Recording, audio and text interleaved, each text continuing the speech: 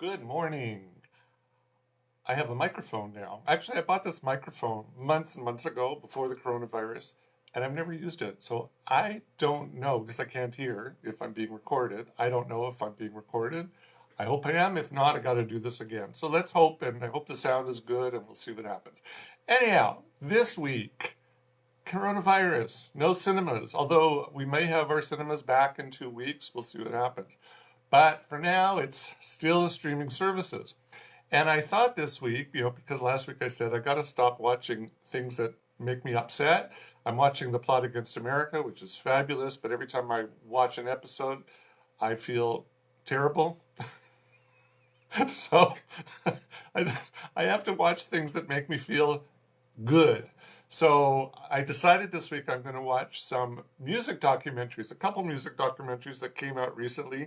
Neither of them has come to Hong Kong. The second one, which I'll talk about that one in a second. The second one was supposed to come to Hong Kong a couple weeks ago. Of course, didn't come. Still, our cinemas, I get emails from the distributors saying, here's our new schedule. And then the next week they send another revised schedule saying, this is our latest schedule. The part, I feel sorry for them because, they keep planning and planning and it all goes for naught.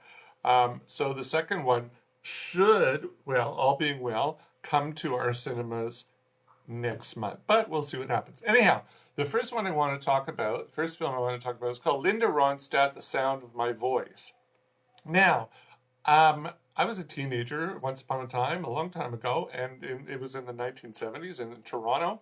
And one of the things that we looked forward to every year was the 3 weeks of nightly summer concerts at the CNE Bandstand, which we call the X. Now, the CNE Bandstand, as it was was torn down, and now then it became I don't know what's there now because I haven't been there in a gazillion years. But now I think the concerts take place at Rogers Centre, which was Skydome. I don't know that they do concerts at the X anymore. Maybe they do. I don't know. Somebody should let me know. But anyhow, back then in the 70s, and in fact on August the 31st, 1976, I had to look it up because I couldn't remember the exact date. A few friends of mine and we all went to one of those concerts down at the X.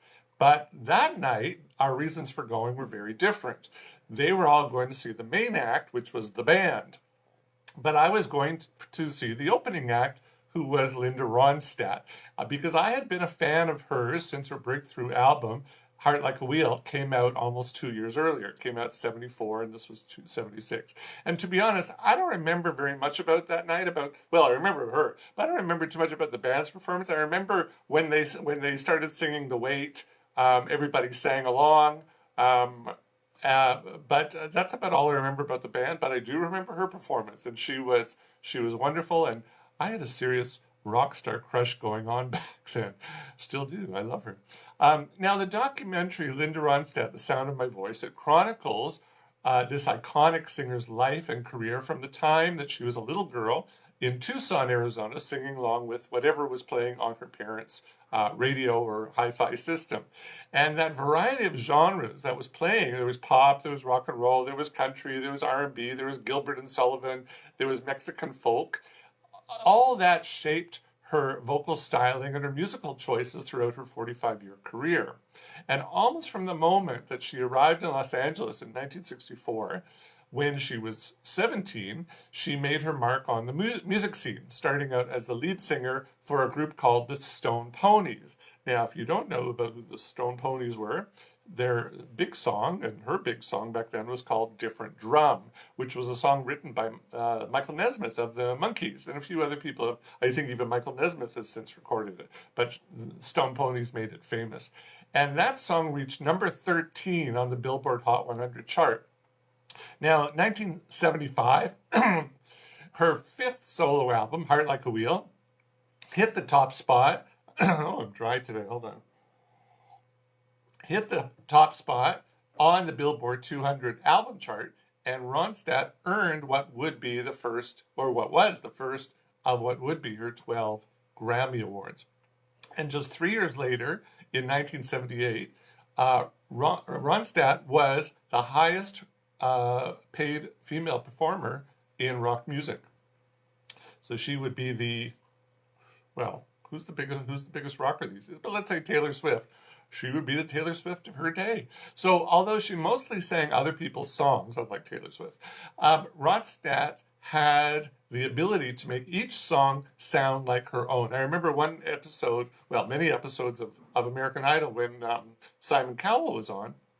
He used to tell these young singers, make the song sound like your own, that you own the words. And that's what she was really, I don't want to, it's hard to say was because she's still alive, but she doesn't sing anymore. But that's what she was really good at. Whether she was, singing sweetly about love, like with Aaron Neville, or she was like belting out her pain and her heartache in a song like You're No Good. So this is, every song sounded like it came from her personal experience. Now, once she conquered rock, she defied critics and skeptics, and she turned her attention to another one of her loves, which was musical theater. And in 1980, she starred in the Broadway revival of Gilbert and Sullivan's The Pirate of Penzance, alongside Kevin Kline, who people would know from Sophie's Choice and The Big Chill, A Fish Called Wanda. I think he won an Oscar for A Fish Called Wanda, and most recently, Beauty and the Beast. I got to review some of those films because they're all excellent. Sophie's Choice, Big Chill. Actually, I saw The Big Chill a few years ago. It didn't quite hold up, but Sophie's Choice for sure. And yeah, interesting. Anyhow, her role in A Pirate of Penzance earned her a Tony nomination. She unfortunately didn't win. I think he won a Tony actually for that, but she didn't win. Now, her career continued its upward trajectory over the years, with Ronstadt checking off one genre box after another. And her album, her 1987 album, Canciones de mi Padre, sorry, I'm for mangling Spanish and not one of my languages. It was an album of traditional Mexican folk songs. It became the biggest selling non-English language album in U.S. music history, which I think it still is today. Now, the movie, Linda Ronstadt, The Sound of My Voice, is directed by two-time Oscar winner Rob Epstein, who has done quite a few documentaries. Most notably, I would say he did Common Thread, Stories from the Quilt. Well, that was one of his Oscar-winning films. He did The Times of Harvey Milk, also Oscar-winning film. And along with Jeffrey Friedman, who also worked with him in Common Threads. And Jeffrey Friedman also did Paragraph 175, excellent documentary about gays under the Nazi regime. Now, this song, it plays like a love song to Linda Ronstadt. There's a cavalcade of music legends, including Dolly Parton, Emily Harris, Bonnie Raitt, Jackson Browne, J.D. Souther, Glenn Frey, Aaron Neville. I think Aaron Neville, because I think he's passed away, right? I don't know, but I don't think that one was recently filmed. David Geffen and Cameron Crowe. And they all recall their experiences with Ronstadt over the years. They wax lyrically about her voice, her versatility, her fearlessness, and her perfectionism. Now, although her relationship with the then governor Jerry Brown is mentioned in the film, he curiously is not interviewed, and I don't know why. But that would, I was disappointed about that one. At last year's Critics' Choice Documentary Awards, the film took home two awards: Best Music Documentary and Most Compelling Living Subject Documentary. So yes, she's still alive. So she's retired from singing professionally due to what was first diagnosed as Parkinson's disease, but recently, very recently, was reclassified as something called PSP, Progressive Supranuclear Palsy. And it's often misdiagnosed as Parkinson's. And although the film doesn't spend, a lot of time talking about her health, but it's bookended in the film. Instead, what the film does is it focuses on what an exceptional talent she is. And in my own way, I think I knew that in 1976. So this is really, really a wonderful film, especially if you're a Linda Ronstadt fan.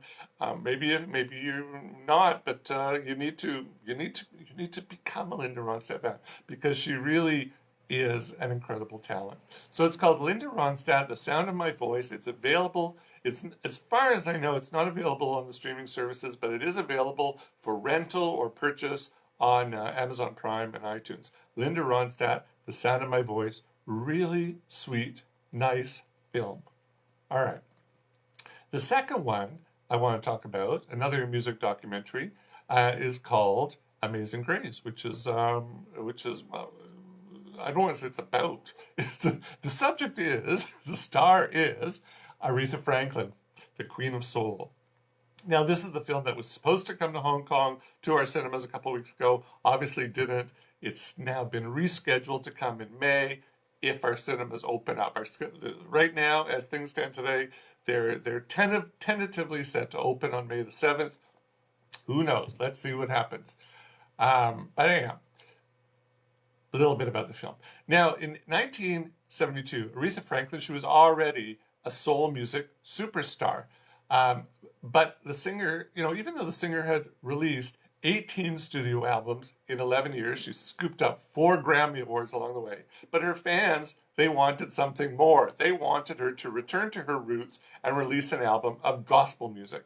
And she answered their call in January of that year, 1972, when she performed for 2 nights at the New Temple Missionary Baptist Church in Los Angeles, which was recorded for her double album, Amazing Grace. And that album went double platinum and has become the highest selling live gospel music album of all time. Still today, 48 years later, still today. And then also the album also earned her another Grammy. Now, back then, her record company, Warner Brothers, they had the idea to film these concerts, and they planned to release the film to the cinemas at the same time as the album's release. Sounds like a good idea, but here's where the idea sort of took a bad turn. They hired Sidney Pollack to direct the project. Now, look, Sidney Pollack made some great films. This was early on in his career. He had really just made a couple of great films. He had done some good TV, and he had just done, back then, They Shoot Horses, Don't They?, which was a great film, is a great film. And the film picked up 9 Oscar nominations and took home 1 Oscar for Best Supporting Actor, Gig Young. But the thing is, as good as he was, as Sidney Pollack, he was a drama film guy or drama TV guy. He was not a music documentary guy. Now, having said that, look, you got Martin Scorsese made a music documentary. I think at least one, right? There's one in my mind, but maybe he's made more. But look, so it's possible, but I think this was a strange choice because and even more so, Pollack made a rookie mistake back then when he failed to synchronize the sound to the visuals. Because he had like 5 cameras going, and they're all shooting. And when he tried to put it all together, he couldn't match up the sound and the pictures, and it just became a complete mess. So the film was shelved, and it sat in a vault for 35 years until 2007, when music composer Alan Elliott purchased the footage from Warner Brothers.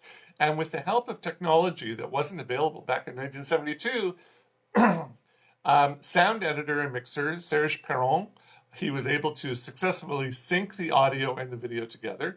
And Jeff Buchanan, who worked on he works on the TV show Barry, and he worked on the movie Her from a few years back. He edited the footage because they were like 20 hours of footage. He edited the footage down to 87 minutes. Now, that finished film was set for release in 2011, but Franklin sued to block its release. Elliott tried again in 2015 because they happened to find in the archives of Warner Brothers, she had signed off on it, but again, she sued and she got an injunction to block its release. Now, so it got shelved again. Now, after the singer died in 2018, the family finally agreed to have the film released. Now, watching the film, Amazing Grace, it's quite obvious why she was so adamant about keeping the film out of the public eye. It doesn't show her in the most flattering way. Under Pollack's film lights, it was clearly hot as hell in that tiny church. I suppose they didn't have air conditioning back then. And it's not long before Franklin, and pretty well everybody else there, is a sweaty mess on both nights. Like you would think, okay, the first night they didn't realize it would be so hot. Let's move in some portable fans or air conditioners. The second night, they didn't, you know. So it's like she's just dripping with sweat. Strangely, though, she doesn't seem to be too perturbed that her dripping mascara makes her look like a Tammy Faye Baker parody. And if you don't know who Tammy Faye Baker is or what a Tammy Faye Baker parody should look like, Google it, Bakker, or YouTube it. And that's what, but that's what makes the movie very compelling to watch. Is that you watch her, and she's like dripping with sweat. You would think she would like completely uncomfortable being like that. Plus, it's not the best look for somebody like her, and yet she's singing. She's so into the singing and the connection. It's funny. She's not even connecting with the audience. She's connecting with God, and that's really what makes it very interesting to watch. Now, Elliot very wisely cuts away to both the audience and members of the Southern California Community Choir who are backing her up throughout the performance, and he shows their spontaneous reactions whenever Franklin hits one of those sweetly spiritual notes, which she does quite often. Now, considering Pollock and his crew shot, as I said, 20 hours of footage, the film is surprisingly devoid of behind-the-scenes shots and talking head insights from people in the know. And even she barely speaks. There's very little of her off camera or off stage or talking. She doesn't talk to the audience. There's a couple times where I think the one time she asked for a glass of water. So it's very strange. She's not interacting with people at all. This is strictly the video version of her album. It's very interesting. It's almost like I've seen bar mitzvah videos that are done better than this. It was really, really, I don't want to say poorly done, but amateurly done for somebody like Sidney Pollack. But having said that, here's the thing, is that even though his footage is amateurly done, it's very expertly put together by these guys today, in the past few years. So it's an interesting thing. It's like you're watching the film going, this is really a badly hard to say, badly shot movie, but a well-constructed movie. So it's very interesting. Now, there are a couple, there's, as I said, there's very little in this film other than her singing. Save for a couple shots of Mick Jagger and Charlie Watts, who happened to be in the audience on the second night. The Stones were in Los Angeles at the time doing overdubs for their album Exile on Main Street. So they obviously heard about the concert and decided to come along. This is really unvarnished Aretha Franklin for sure, but that's what makes it interesting. And her voice is amazing. So Amazing Grace, as I said, it was supposed to come here. It didn't. It might still come here. Who knows? We'll see what happens. But if you don't want to wait, you don't want to chance it, the film is available now for rental or purchase, also on Amazon Prime and iTunes. As far as I know, also not on the streaming services. As I said, it's not a well-shot film by any stretch of the imagination, but for Aretha Franklin fans, doesn't matter. So Amazing Grace, also worth your time to go to watch it. That's it. That's all I'm going to talk about. So as I said, I hope this worked. I will hear myself back now, and that's it. So have a great week, great weekend. Stay safe. Wear your mask in public. Wash your hands a million times a day, and don't be stupid. See ya.